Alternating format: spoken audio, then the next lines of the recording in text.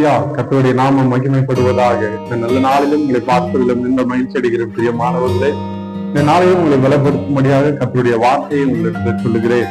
சங்கீதங்களின் புஸ்தகம் 126வது அதிகாரம் வசனம் 3வது வசனத்தை நாம் பார்க்கிறோம். கர்த்தர் நமக்கு பெரிய காரியங்களை செய்தார், இது நிமித்தம் நாம் மகிழ்ந்திருக்கிறோம். ஹல்லேலூயா. கர்த்தர் உங்களுடைய வாழ்க்கையில பெரிய காரியங்களை அவர் செய்ய வல்லவராய் இருக்கிறார்.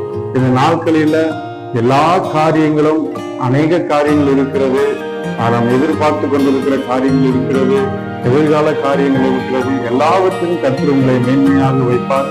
பெரிய காரியங்களை பார்க்கும்படி கர்த்தர் உங்களுக்கு உதவி செய்வார். ஹல்லேலூயா. இது நிமித்தம் நீங்கள் என்ன செய்ய மகிழ்ந்திருக்கீங்களா? வேதம் சொல்வது பிரியமானவர்களே, அதனால் கர்த்தர் தான் நம்முடைய வாழ்க்கையில அற்புதங்களை செய்ய முடியும். அவர்தான் நம்முடைய வாழ்க்கையில அதிசயமான காரியங்களை செய்ய முடியும். ஹல்லேலூயா.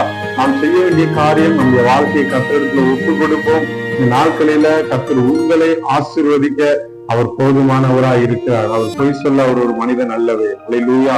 அவர் சொன்னதை செய்யும் அளவும் ஒரு நாள் நம்மை கைவிடுகிற தேவன் அல்ல. கர்த்தர் பெரிய காரியங்களை செய்யும் போது நாம் எப்படி இருப்போம்? நாம் மகிழ்ந்துதான் இருப்போம். ஹல்லேலூயா.